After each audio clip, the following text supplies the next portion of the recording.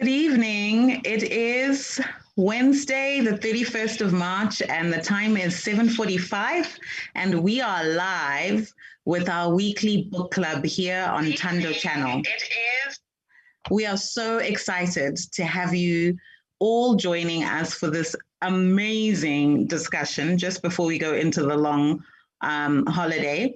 And I think that we've got such a treat for you. You guys are going to be thinking about us all Easter weekend because we're going to be talking about a book that if you haven't read, you should definitely get it for yourself and spend a leisurely weekend reading it. This is the thing that will have you laughing, have you crying, have you thinking deeply through the weekend, and it's going to be a great companion. So before we get started, you know that I like to start with a quote.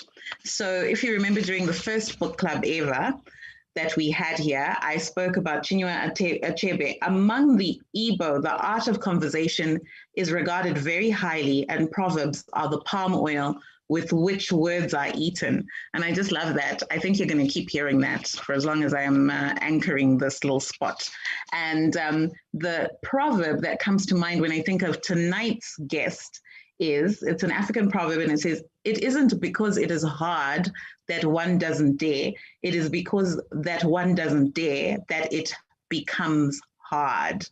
And when I think of this woman and I think of her story and I think of the way that she writes after having read her book, I think that this woman epitomizes that. So I'd like to welcome Makanaka Mavengere Mansuka to our show tonight. Makanaka, how are you? I'm well. Thank you so much for having me. Thank you so much. Hi. Hi, everyone. So we are really excited to have you here with us. So Makanaka, I always like to start the live with just a little bit of chit chat, and I'm not going to ask you about the weather. I'm not going to ask you about your plans for 2021, because I feel like those topics are too boring for the personality that I've come to know in the short time that we've been preparing for tonight. I came across an interesting video on your Facebook page called Book Heist. So those of you who are watching, if you go to Makanaka's Facebook page, its Makanaka handle is Makanaka Mavengere Mansuka. If you go there, and we'll put a link in the comments later on as we talk, you'll see a cute little video just soon after she launched her book. You don't have to go down too far on the page to look at it, and it's called Book Heist. I want to ask you, what was the inspiration behind that little video? Okay, so I loved Money Heist. And then I was having this little, so I'm part of a book club, and then people in my book club were busy showing off our titles. So for me, I was like, I just can't, just go and show them my bookshelf. I'm a creative. I need to be creative. So then my sons then made that mask for me. So I then decided, you know what, why not? So then I did that little video and I had my son take the video, and it was so many shots. It was so many shots. But yeah, I really enjoyed doing it. And a lot of people were like, wow, what's going on? Wow, what's going on? But it was just like a challenge. And I won the challenge, by the way. I won the challenge. Yeah. So everyone in my book club was like, okay, fine, Makanaka, we give you the props. You outdid everyone. Yeah.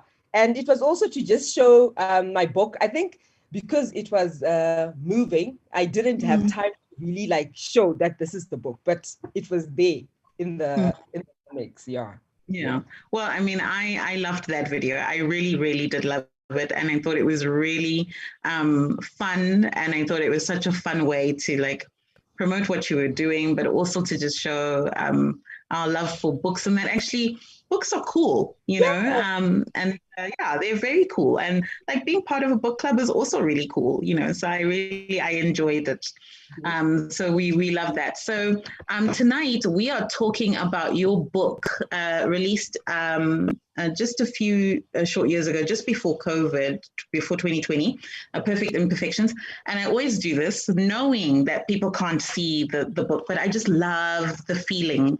And, I just love the feeling of a good book, so much promise. It smells nice even. Beautiful pages and everything. It's such a nice book. And it's not only is the cover nice, not only is the paper and the workmanship is nice, the story is also really, I think, masterfully told. I'm just going to let everybody know who you are. So Makanaka Mavengere is an author, playwright, and screenwriter who has an accounting degree and was born and raised in Harare, Zimbabwe, but currently resides in Johannesburg. Her debut novel, Perfect Imperfections, was published in August 29 by Blackbird Books in South Africa. She then wrote a play, Made in the Mirror, which was produced and stage read at the Almasi Collaborative Conference in Harare, Zimbabwe in January 2020. And she's currently working as a freelance scriptwriter. So we're very excited to have you here, and we're very excited to be discussing your delicious, saucy novel, Perfect Imperfections. Yeah, there we have. And for those of you that are watching and are joining us live, we also have this little gift. Makanaka made sure this little gift came with its own gift bag. And in this little gift, for whoever comments the most tonight, there is a copy, and it's a signed copy of her book. And that's tonight's giveaway. And we're going to do that towards the end of the show. So you have to be present to win, and you got to participate to win. So I don't know. So if you're not going to participate, and you're going to be those incognito people who just, watch this wherever, we don't know. And today we're also cross-posting to YouTube. So this also applies to anywhere you catch this show, but it has to be live. So that's the story, guys. So say hi, drop a hi in the comment box, either on Facebook or YouTube, to let us know you're here and where you're here from, so that we know that you're there and that you've entered the draw for this amazing gift bag with a signed copy of this awesome, delicious read that's going to make Easter weekend just so delicious. So without a further ado, our first question on the book club is always why. So why did you write this book? For me, it was a book that needed to be written. So there was a part of me, I think in the end, I did say that when I was a young girl, I knew I did say to someone that I'm going to write a book. I didn't know what this book was going to be about, but I just said it. And after that, I really believe in the power of your words, because I didn't know what the book was going to be about, when I was going to write the book, but I just knew I was going to write a book.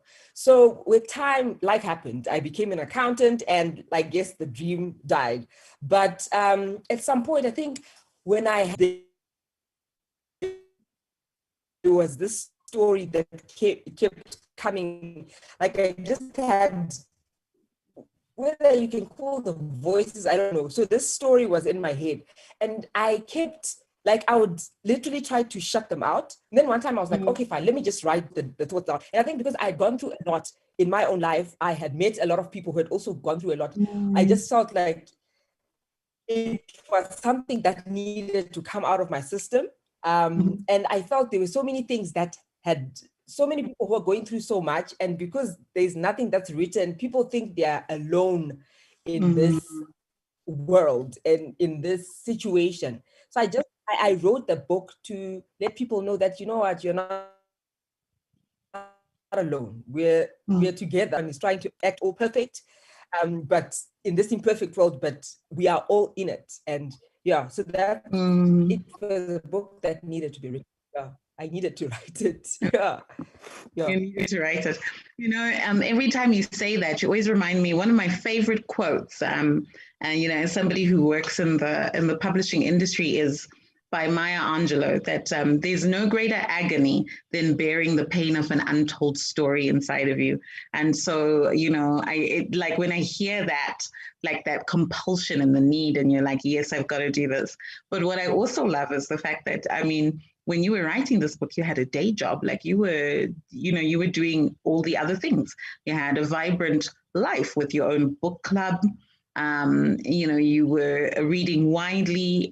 You were working in the financial services industry, also raising kids. Yeah, that's pretty serious. That's pretty hectic.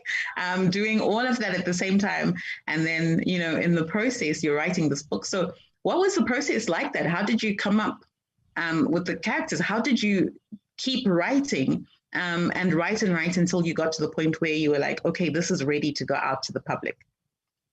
Okay, so I wrote character by character. All the ladies had completely different stories. So I could have easily written 5 different books. But I said, you know what, so each person I wrote them, I think it was dependent on how I was feeling at that time. So like I'm saying, like there were a lot of things that needed to come out of me. And because I was like, okay, fine, if I'm writing about this person, I needed, first of all, to listen. There was a lot of listening that I had to do. I stopped talking. I'm a talker, but I stopped talking too much. I think for the 3 years, people were kind of like, what's going on? Because I stopped talking as much, because I felt like if I'm talking, sometimes you give out everything. So I stopped talking. I was trying to hold back and just listen. And so the process was, I used to work my 9 to 5, and then at night I gave myself 24 hours a week. That's 4 hours a day for 6 days that I had to write. So, and I wrote one character at a time. One character probably took me like 2-3 months. And I would really get into the character. So if the character is crying, I am there bawling like my eyes, and people didn't understand. If the person is in a bad mood, I'm there with them. And I really had to walk into their shoes and try to imagine, because there's some experiences that I did live, but then there were some that I only heard of. So I had to try to put myself in the person's shoes to say, what could have led this person to this point? What could they be thinking? What's their thought process? So it was a lot of reading, it was a lot of listening, it was a lot of me sitting with the book club ladies and just listening to their own stories and just thinking, okay, I think now I'm getting the juice, taking down notes, sorry guys, I know you're still angry, but and it wasn't one person's story. So even everyone who's read the book, they know, even if they're in the book, it's just a little bit. I didn't do one person's story because I just, it's a lot. But the process was very long, very lonely as well, very lonely, because people didn't understand. And it was also during that time that I was contemplating whether I should leave my nice job in the bank to pursue this writing. But I ended up doing it. And it was a very lonely journey. It was very lonely. Yeah. And I think a lot of people don't realize how lonely writing, especially long form writing, can be, because you're chasing a creative spark to bring something to life that you see in part, but in the feeling, and you're kind of like, I'll know when I get there. And other people are like, no, but this is great, but what, and you're like, no, I've got to do this, and it doesn't let you go until it's complete. And it's usually the story that tells you when it's complete. It's the work that you're doing that tells you when it's complete, not you, because it's always about the work and not you. So it is. I can imagine how lonely it is. But something that struck me about everything you said is how you pulled all of these characters and stories from listening, and how important it was to listen, and the process of in that 3 years, just the downtime to just observe what was going on around you. But then I think there was also an observation that required a certain self-awareness as well, because you've often said that you're in the characters in the book. Can you tell us a bit more about that? I think there was, for me, from the time between 20, I think after I graduated to the time I turned 30, I felt life happened to me. I was not in control. I felt like I was just trying to be so many things to so many people except for myself. So in so there was so when I was coming up with the characters, it was like, because I was trying to be so many different things to so many different people, I kind of like understood that you can kind of like be this person trying to do this, trying to be a good daughter-in-law, trying to be a good wife, trying to be a good mother, or failing in certain aspects of your life. So there were some certain things that I had to take out of my own stories. Okay, a lot that I had to take, but the emotion. And I think my first draft, it was full of, there was so much emotion. There was so much emotion, and I had to learn to kind of like step back and say, okay, fine, let me tell the story and not be too emotional about it, and start saying the things that I really wanted to say to that person at that time, because then I'm just going to reveal myself in that instance. So it was because I just played a lot of roles. I tried to be so many things to so many different people. I was trying to be a star, accountant. I was trying to be a good daughter, and I was trying to be the best mom. And then, so I think because I played so many roles, it was easy for me to kind of see, what I need now that I'm Makanaka, I can go back to those, to kind of to those times and how I felt and what my thought process that I was going through and the pains that I went through, some really painful, and try to think of what could I have done differently, or how would someone else have done it differently. So the listening also came in, because the way that I reacted during that time, and when I listen, I'm like, okay, fine. So let me look for the like the middle ground. But yeah, it was a lot. It was a lot of myself, a lot. You have no idea. You have no idea. Yeah. But also very brave. And I guess that's why I that proverb about it's not hard because you don't do it. It's hard because you don't do it, not hard because you do it.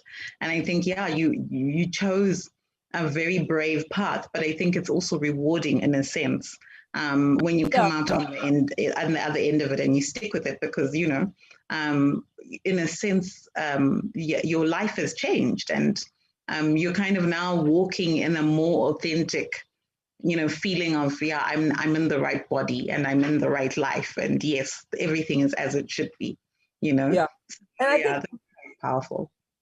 There was a part, like when I wrote the book, there was a part of me that I was literally very worried for my mother for most of the time. I was worried for my mother and my dad, for them to kind of like see me in that light where like, oh my gosh, this is, like my thoughts like that. So for a very long time, I held back. And I struggled as well to look for names, because I didn't want to look for a name that implicated anybody. So it was a lot. But after some time, my parents, both of them, they laughed after they read the book. They understood it even better after they watched the play. So it was very fulfilling. Like for me, my parents giving me the applause was the best feeling ever. Like, yeah, there's nothing like it. There's nothing like it.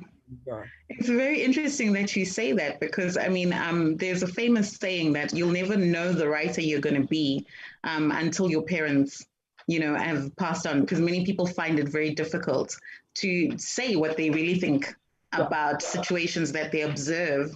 And let's face it, for I think a lot of African women, a lot of what we observe is in our families. And so when we're reflecting that in our work, sometimes, you're fearing betraying the family secrets, or, presenting your knowledge about your family to an unloving world, and a world that would misunderstand it. But, it's very special and rewarding that, your parents applauded and appreciated the book, and saw you in your right as a writer as well. Yeah. And, I guess the key there, I suppose, is also that you didn't expose anyone more than you exposed yourself, because you were in every character. And it was actually like an excavating or a catharsis of your 20s, it sounds like, and many of the things that you went through. Yeah. So like I have been through the book in a rapid space of time. And I was actually saying earlier that I wish that I could just have done my read of the book like over a long weekend. And I might actually do that, do like a leisurely reread over the long weekend. But I found the book very saucy. I keep saying the saucy and delicious. A saucy read. And I think saucy just in terms of the emotions that were served up, the range of emotions that were served up. I found that very, very rewarding. The other thing was just making sense of time in new spaces and places. How our protagonist, Maxine, who almost, the novel starts out in a way where you feel like, ooh, this is going to be quite heavy. And then it very quickly takes us to a very contemporary Southern Africa, a very contemporary Zimbabwe, the now. And it's such an important time and space to be speaking about in African literature because, people can sometimes think that our heyday in African literature was like 20 years ago, 30 years ago with all the greats. But I think every age and generation has voices that rise up and that, capture that space and time in the now. And so I found that very, very interesting. And I think that's what made it saucy for me because you surprised me a lot throughout the book. And many times I was like, ooh, what's happening there? And I was like, wow, and you just kept that pace going. It didn't kind of fizzle out. And so it was a very rewarding read, quite fast paced and quite daring of you because you committed to a wide range of different characters and you didn't let any one of them be a bit player. So it reminded me of the phrase that write your characters like they're the protagonists in their own stories, and then you get a fuller whole story. But it's also really hard to unpack and develop many different diverse characters because the four madams, for instance, are very distinct in who they are from their appearance, the way they talk, their motivations, and their goals in the story and what they go through and the transformations they go through and the challenges that they go through. So that was very, very powerful. So congratulations on a good read. And thank you for following the spark. And thank you for your bravery. And thank you for your honesty. So one of the questions I wanted to get into was, how has the reception been of the book so far? Did it meet your expectations? Has it been different to what you expected? What's it been like on the other side of a published book, trade published in the marketplace? What's that been like? To be very honest, I was quite shocked that it sold as much as it did, because for me, I would have expected it to sell so much in Zim, but because it's not in Zim, it's in South Africa, and the South African market, they really received it very well. I've had a lot of reviews. I've had a lot of people inboxing me, telling me how they've enjoyed the story. So in South Africa, it's been received very well. I hear at the airports as well, it goes very well. But in Zim, unfortunately for me, I feel I've let the people, the audience that would have who would appreciate the book more down, because the book is not so readily available in Zimbabwe. And I'm working on that. Because I know the people in Zim I know they would love the book, and I know there's so many readers. People get surprised. I get a lot of Zimbabwean people here as well who get surprised that Makanaka, like there's actually a Zimbabwean who has written a book and it's here, but how come it's not in Zimbabwe? So in South Africa, I'm very happy with the reception. It's also in Namibia as well.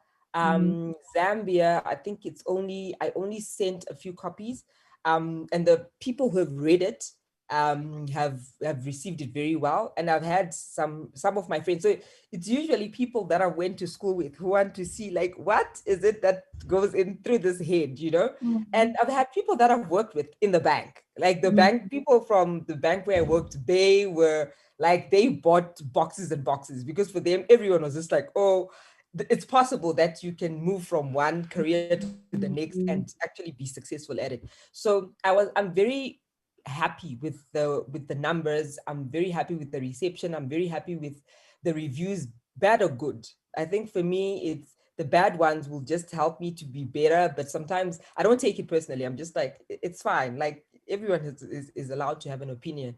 But yeah, overally, I am very happy. I'm very happy. I'm just gonna bring it to Zim so that, you know, everything will come together the way that I saw it happening. Yeah. Yeah. Yeah. So for those of you who are watching us live on YouTube or Facebook, if you want a copy of Makanaka's book, and you really do want a copy, I'm telling you now that you want a copy of the book, you can, if you're in Harare, you can get in touch with her on her Facebook page, DM her, and she'll organize them to be delivered to you or direct you to your nearest collection point. And those of you in other countries, outlets where the book is available can also be found on Makanaka's Facebook page. So that's at Makanaka Mavengere Mutaka, and you can get that information, and it's pretty up to date. And she's really good, up to the minute prompt in terms of talks about that. And you want a hard copy of this book, friends. You want a hard copy of this book, because what you need to do when you get your copy of Perfect Imperfections is you need to switch off your phone, your laptop, the TV, everything, and you need to just enjoy. Because it is power packed and it deserves your attention. So if you want a copy of that book, please like and follow her on her page and DM her, and she'll organize that for you or direct you to your nearest collection point. But back to the reception and the impact of the book. Were there, talking about reviews, one of the things that I found quite striking is that the book has been not only just well received, but widely reviewed. And, people don't, come and say, would you allow me to review your book? They just do it. And has any of those reviews and comments and feedback about the book surprised you in any way? I think the one thing that surprised me, the one comment that surprised me, like it's of someone who was like, why did Maxine have to fall in love? Like for me, like in the end, and for me, I'm just like, why can't someone fall in love? And the person was very, like, she really came for me, and she's just like, no, I need to know. And it was a face-to-face, so it was just like, no, calm down, like it's allowed. So I that really surprised me. I was like, do people really hate love that much, but overally, and I've had my book club ladies especially were the ones who complained that she suffered for too long. Like, why did I have to make her suffer for that long? Like, why 12 years? And yeah, and for me, I'm just like, guys, just calm down. Like, it's just a book. You don't have to be, but all the other comments, nothing really surprised me. I've had people comparing my book with other books. I don't really think they're the same. But yeah, I see the similarities. I see why people would think my book and the Madams by Zuki Swavana is the same. But I think they're very different. I think they're very different. But yeah, I think, not so much surprised me, only that why did Maxine have to fall in love and why 12 years? I'm just like, guys, calm down, calm down. Yeah. Yeah, but it's good when people have strong reactions to your work, because it means that they're really engaged, like they open their hearts to it. And so it's quite nice. But I mean, obviously, when you're kind of like, wow, that's quite, I didn't realize you'd take it that way. You're also like, wow, it's a learning, I suppose, of human nature and character. I just want to say hi to some people that have joined us on Facebook. We've got Wadzi, we've got Tender, we've got Fungai. Hi, thanks so much for joining us. And we've got quite a lot of engagement from Tatenda there. And the power of words she likes. You're not alone in this world.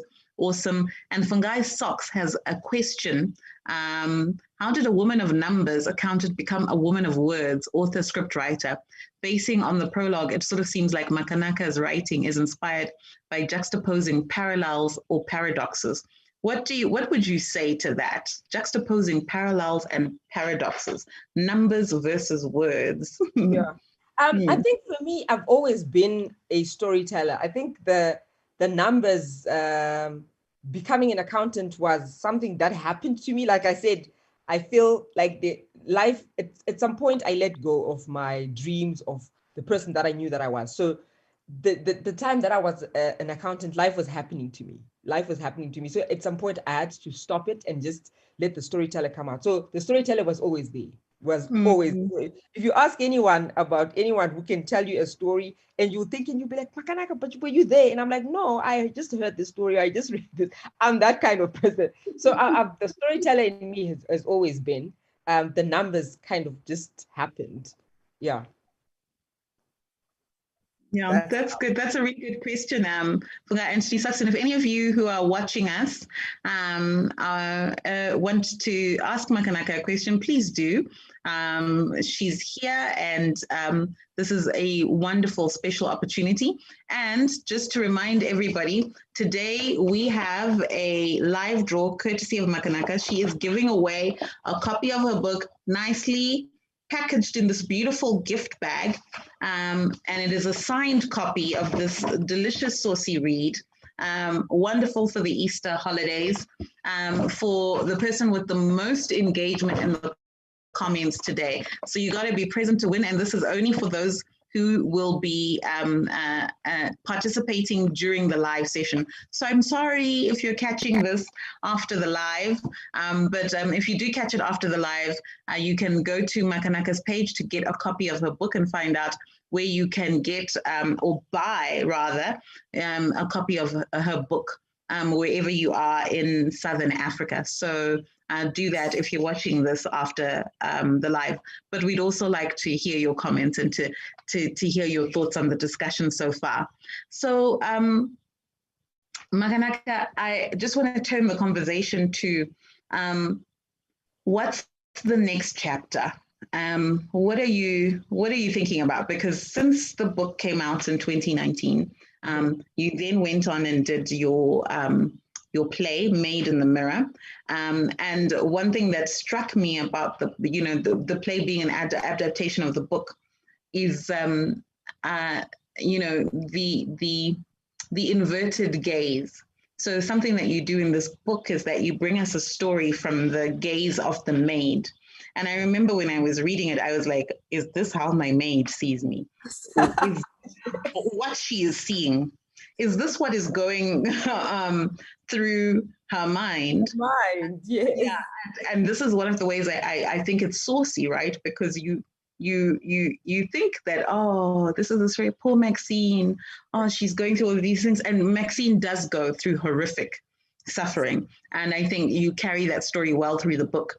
But I guess going into the four madams' lives and their challenges and some of their suffering, but also just laying them in a sense bare before us, balances that feeling of feeling sorry for Maxine, and helps us to actually see the bigger picture, that there's actually a bigger story here about womanhood, and what women go through, and especially what African women go through, caught in between our traditions, our patriarchal norms and society where it is. So like that inverted gaze that you did there with the maid was really, really incredible. So my question then is twofold. Number one, what prompted that exploration? And how did that translate when you took the next chapter from writing the book to making it into a play? Okay, so how it came about. So like I said, I wrote each character on their own. And one thing that I knew from the beginning was I didn't want these women to be friends. So the only two who are friends, it was deliberate, because then the situation works, the situation, the way the relationship works they had to be friends for the betrayal and everything to come out.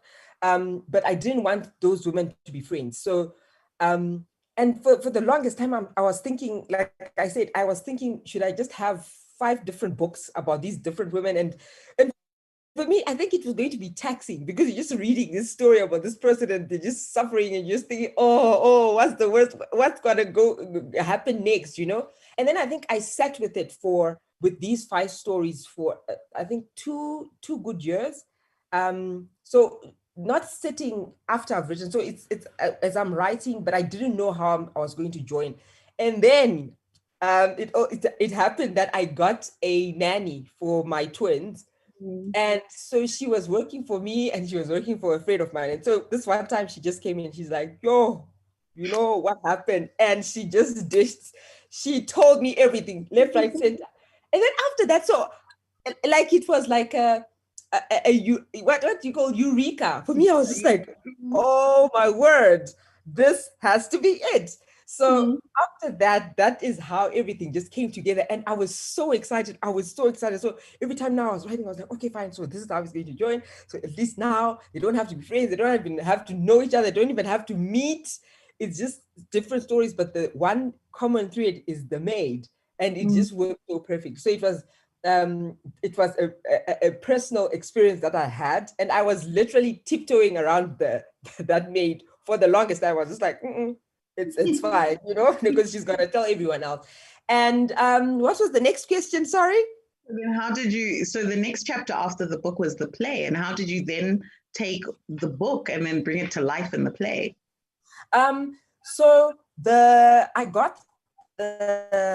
I read about the Almasi playwright conference, and I just thought, you know what, I didn't have a story. So they kind of like, it was an open call. So I wanted to, I really want to work with people in Zim. I really want to tell Zimbabwean stories. So for me, I felt like if I let me work with these people, and I thought, okay, fine, I can turn my book into a play. But I had no clue about writing plays. And because it was a training conference, kind of like they'll take you through the whole process, I said, why not? So then I wrote like a script, because I'm a script writer. So they asked for a script. So I put it in a script form, and then they accepted it.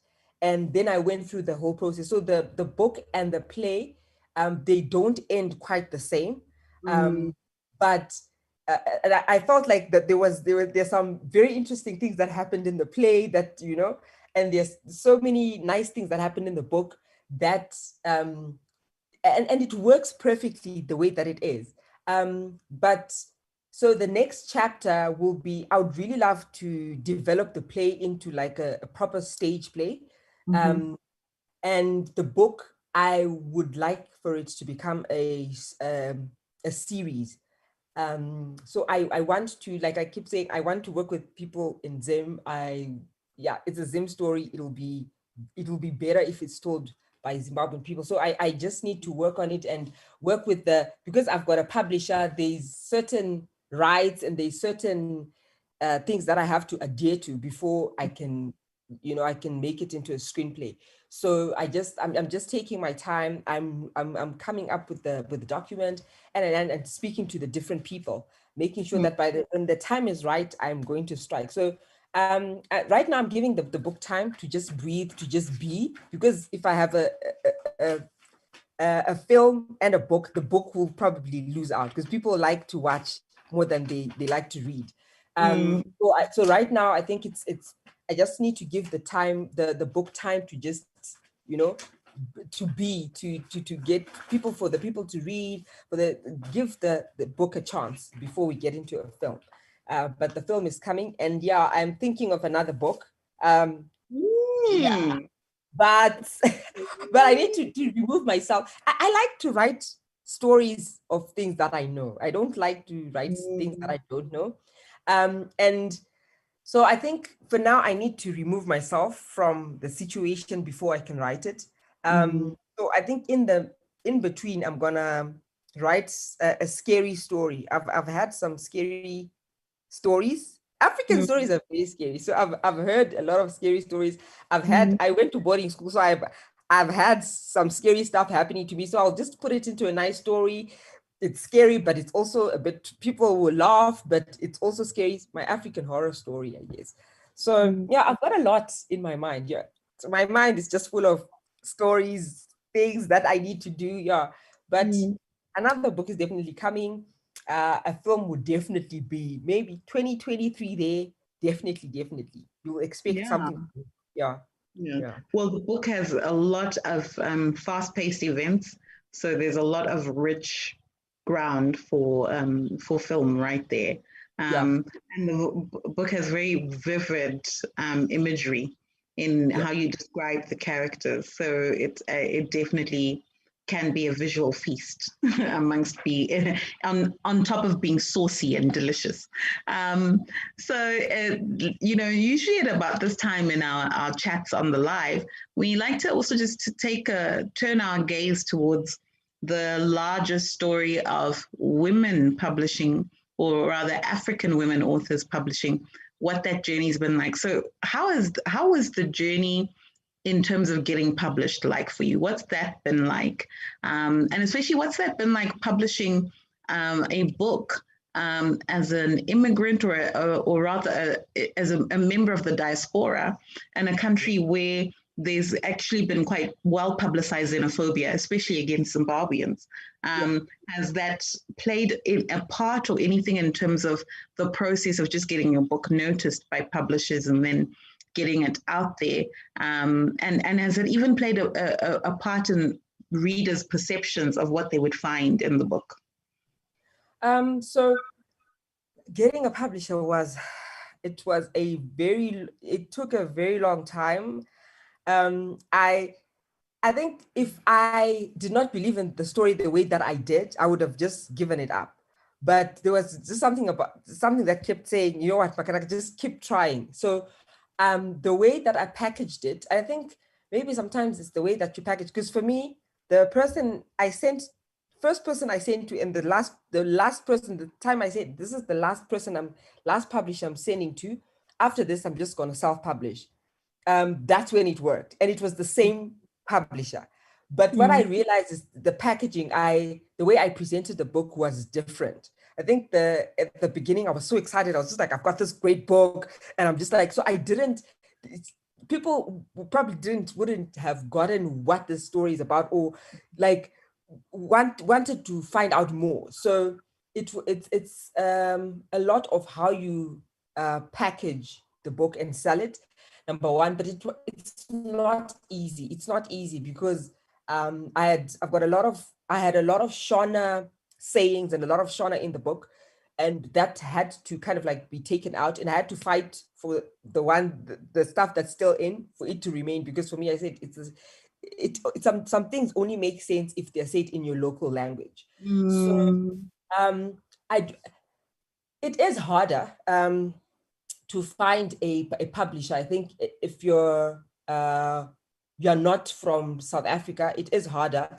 I just think because my publisher was looking for Black women, when I heard the interview, she was literally saying, I need to hear stories from Black women, because she felt Black women are marginalized all the time. Like they always find the Black males. There's so many of those books, and these self-help books as well. They're just flooding the African market. So when I heard her speaking, I was like, you know what, maybe this is my chance. So I sent it to her, and the first time she was like, no. And then the other time when I packaged it differently, I did say it was set in Zimbabwe, and then she said, I like that she actually asked me to read some other books from other people, so that I can package, or I can tell my story better in terms of the different characters. But it was a long journey, I won't lie. From the first time to the last time, it took me 2 years. I tried internationally. Everyone would so no one would really say we're not taking it because it's from South Africa. They would just say, nice story, but no. And I did say to, I think it's Weaver Press in Zim. And another one, they said send the whole book. So I was very skeptical, because for me, it's like you're sending all your work, and what happens? Like there's no guarantee that someone is not just going to print it and write their own name. But I never got a response. So I was actually quite a bit disappointed, and I just thought maybe it's just the environment or the economy that's not allowing for books to be published in Zim. And I was very excited when I got my Blackbird books took me on. I was actually going to go through, because they do have in South Africa, fortunately for South Africans, they've got so much. There's so much that it's South African citizens. So sometimes they actually specify. So if there's a hole and there's a little gap, you gotta take it. So that's what I did. I did send to all the publishers.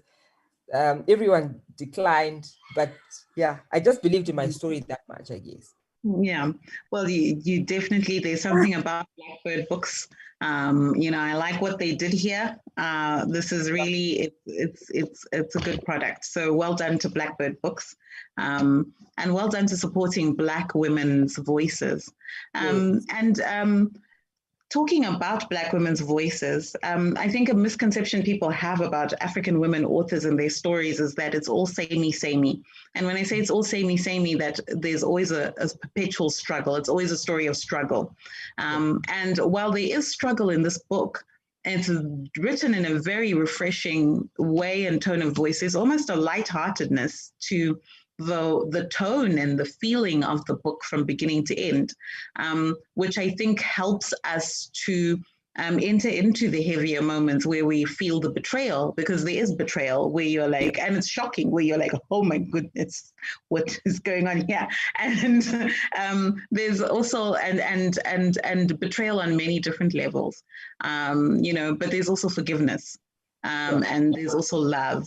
And there's also redemption for some of the characters. I would say all of the characters, and maybe not in the way the mainstream ways that we like to see in terms of a happy ever after sort of neat finale where it's all good in the way we want it to be for everyone. But I mean, there's a lot of breadth, and I think the diversity shows that there's more than just one story to tell about Africa, and more than one story that African women have.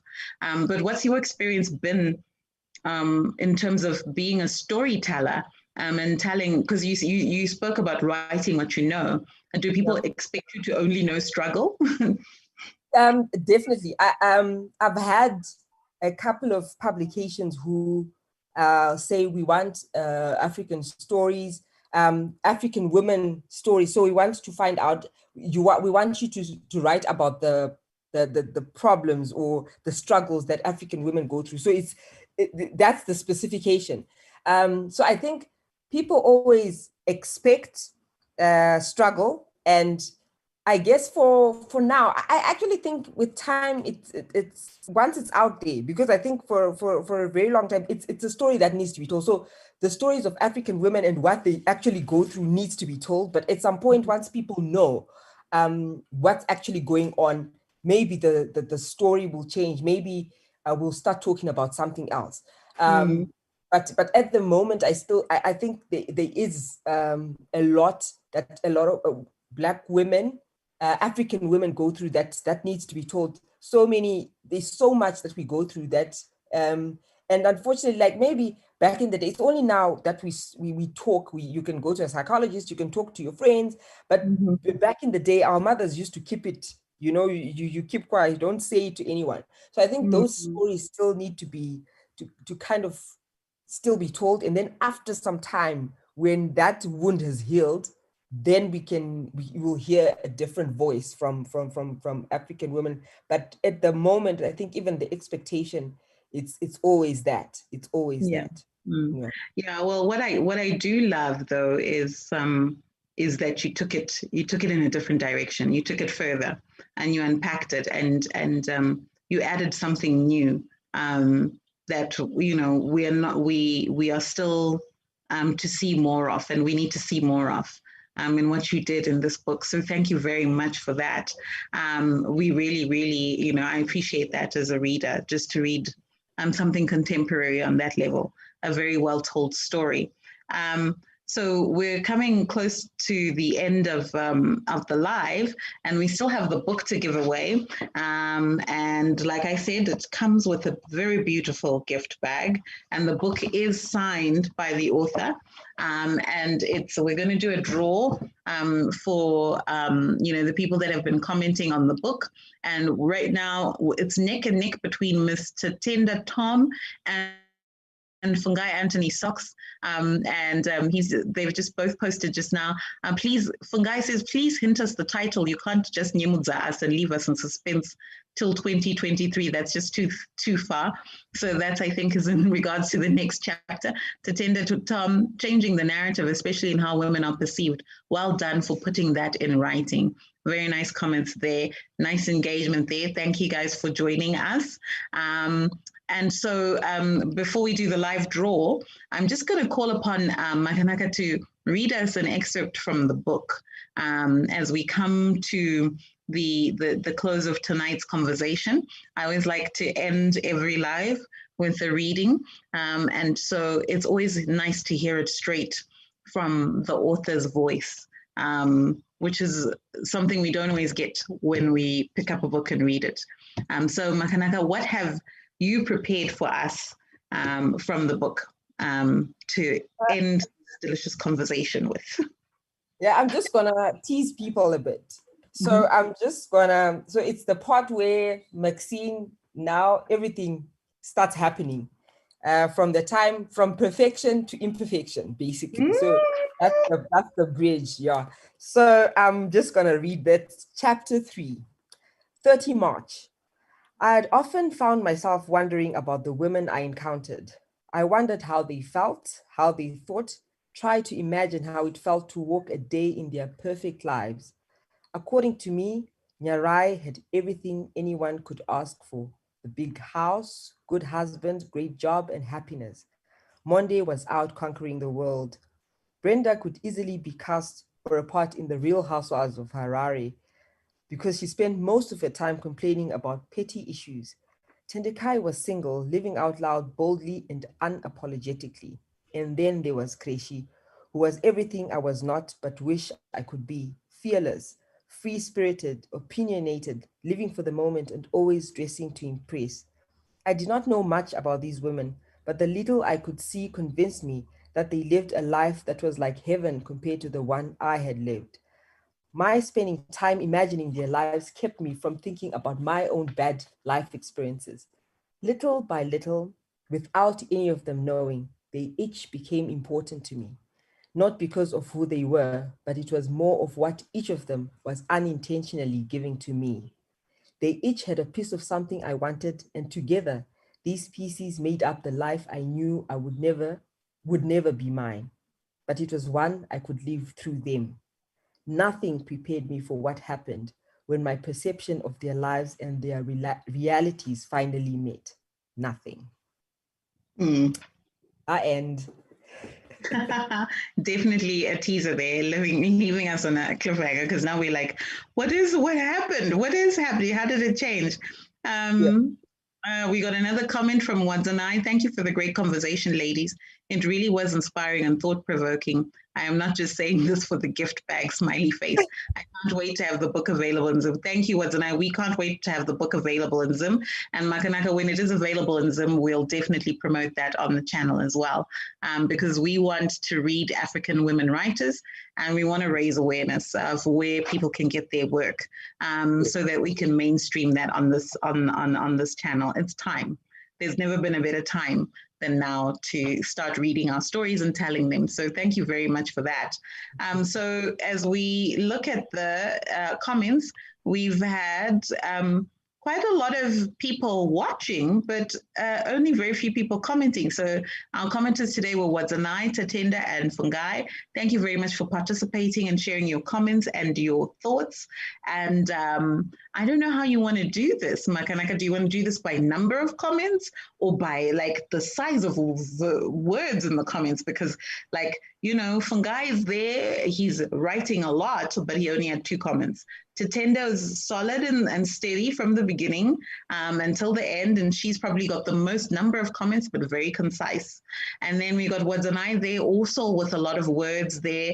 I don't know how you wanna decide who it is who gets a free copy of. Oh my word! Oh my word! I think I would, if they're all commenting, let's just see who reacts the fastest right now. Like the question, yeah. What's the title of the book? Basically. Yeah. So what's the title of the book? Yeah. So the first person to put it in the comments is the one that's going to get the book. Yes. So if you're watching live and you've been watching from the beginning, you got to be present to win. What's the title of the book? The first person to comment is the one that wins the draw. And you know what? The nice thing about social media is that you see it. Oh, Wadzanai wants to change the rules. Let's vote. I want us to vote. Oh, we gotta vote, guys. No, we're not going to vote. I know we're Zimbabweans and we love to vote, but we're not going to vote. We want who's going to give it perfect imperfections? Wadzanai there and Fungai, it's neck and neck. They both posted at the same time, perfect imperfections. So we got both of them in the comments saying that, and perfect imperfections and Tatenda. So they're all in the same minute posted. The one that we saw first was Wadzanai. So Wadzanai, you are the winner of this beautiful gift bag with a signed copy of We'll DM you on Facebook to arrange collection of the copy. But thank you so much to Tenda and Fungai for posting and sharing. You got to be in it to win it. You got to be present on the live. But even still, it's still worth getting your own copy whenever you catch this live. So whenever you catch it, please DM Makanaka on her Facebook page. We'll be putting the link in the comments section. And when the books are available in Zimbabwe, we'll also make noise about it on the Tando channel, so you can keep checking with us. So thank you very much, Makanaka. It's been awesome having you here. I don't feel like we unpacked the book. I feel like we did like starters, like canapes before like a big meal. Like I feel like that's what we did. And hopefully we can tempt you to come back for a masterclass or for even a read along session on a group call with some of the members of the book club. So thank you so much, Makanaka. It's been awesome having you. Thank you for having me, and thank you so much for tuning in, guys. You can definitely get the book. Just DM me. I will definitely let you know where you can get it. There are a few signed copies there in Harare. So definitely DM me and I'll get the book to you. Thank you so much. Yeah. And remember, if you're curious about that video we were talking about in the pre-show, take a look at Makanaka's page. You don't have to go too far down to see her very cute, very cool promotional video. We love you. Thank you very much. High five. Have a lovely long weekend. Thank you, Makanaka. And thanks, book clubbers. We'll see you next week. Bye. Yes. Bye.